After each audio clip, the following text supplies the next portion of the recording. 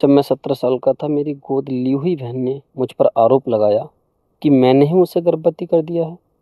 मेरे परिवार ने मुझे ठुकरा दिया। मेरी प्रेमिका ने भी मुझको छोड़ दिया और मैं गायब हो गया। 10 साल बाद सच सामने आया और सब लोग रोते हुए मेरे दरवाजे पर पहुंच गए। मैंने दरवाज़ा कभी नहीं खोला। 16 नहीं, पूरे 17 साल का था मैं जब मेरी ज़िंदगी एक ही दिन में बिखर गई। आज भी याद है रसोई में माँ के सांभर की खुशबू, ड्राइंग रूम में पुराने पंखे का खरखराना और पिता अपनी लकड़ी की कुर्सी पर हमेशा की तरह गंभीर बैठे हुए। कुछ भी ऐसा नहीं था कि लगे यह मेरा परिवार की तरह देखने का आखिरी दिन होगा। मेरी गोद ली हुई बहन संध्या उस समय 15 साल की थी, हमेशा चुप, शर्मीली और माँ से चिपकी रहने वाली।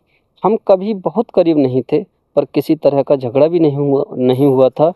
इसलिए जब वह रोती हुई घर आई और बोली कि वह गर्भवती है, सबके होश उड़ गए। लेकिन जब उसने मेरा नाम लिया, किसी के चेहरे पर हैरानी नहीं थी, बल्कि एक डरावनी तत्परता थी, जैसे वे अंदर ही अंदर मेरे खिलाफ कोई बहाना ढूंढ रहे हों। क्या किया तूने अमर? पिता गरजते हुए खड़े हो गए। ये झूठ है, मैंने हाँफते हुए कहा। संध्या ऐसी बात पर झूठ नहीं बोलेगी। माँ ने उसे यूं पकड़ कर रखा जैसे वह किसी युद्ध की पीड़ित हो। मैं पास जाना चाहता था, पर माँ उसे ऐसे पीछे हटा रही थी जैसे मैं कोई दानव हूँ। मेरी प्रेमिका अनुराधा भी वहाँ थी, क्योंकि हम बाहर जाने वाले थे। आरोप सुनते ही वह पत्थर सी हो गई। उसने मुझसे सच का इंतजार करती आंखों से देखा। मैंने तुरंत कहा कि सब झूठ है, लेकिन शक का बीज उसके दिल में गिर चुका था। तुमने मुझे बताया क्यों नहीं? वह फुसफुसाई और रोते हुए चली गई। इसके बाद जो हुआ उसने मुझे अंदर से तोड़ दिया। पिता चिल्लाते रहे कि मैं घर की शर्म हूँ। माँ बार बार कहती रही कि काश मैंने उसे पाला ही ना होता। उनके हर शब्द ने सीने में हथौड़े की तरह चोट की। मैंने समझाने की, तर्क देने की और सबूत मांगने की कोशिश की, कुछ भी काम नहीं आया। अभी इसी वक्त घर से निकलो, वरना पुलिस बुलाऊंगा, पिता ने कहा। मैं एक पुरानी बैग लेकर घर से निकल गया।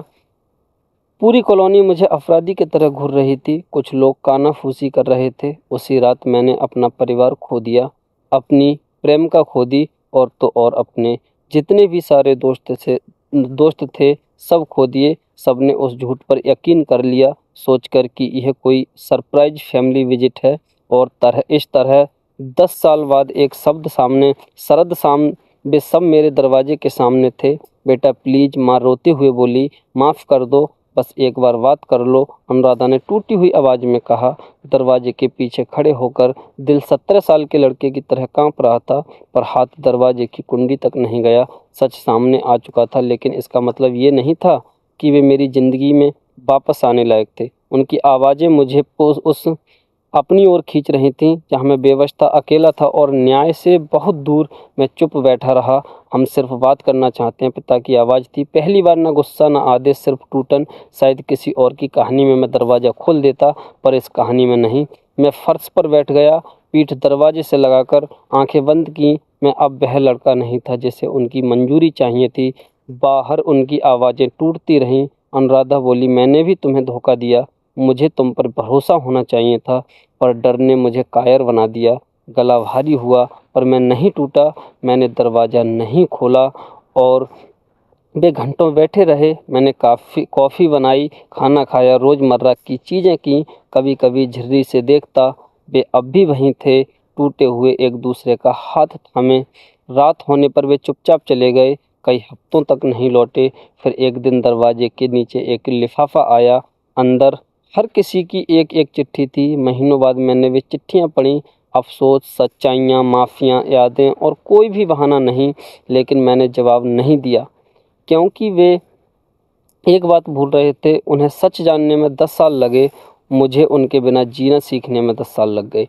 धीरे धीरे उन्होंने कोशिश छोड़ दी। नफ़रत नहीं थी, बस दूरी, वही दूरी जो मुझे ज़िंदगी देने लगी थी। लोग पूछते हैं, क्या मैं जानना नहीं चाहता कि वे कैसे हैं या संध्या का बेटा कैसा है?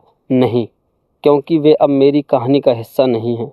उस दिन मैंने दरवाज़ा नहीं खोला, और वह मेरी ज़िंदगी का सबसे पहला निर्णय था जो मैंने खुद के लिए लिया था। तो हेलो दोस्तों, मेरा नाम अमर, आप देख रहे हैं अमर की हिंदी कहानियाँ चैनल। अगर कहानी अच्छी लगी हो तो प्लीज़ वीडियो को लाइक और चैनल को ज़रूर सब्सक्राइब कीजिएगा। मिलते हैं नेक्स्ट वीडियो में, तब तक के लिए जय हिंद, जय भारत।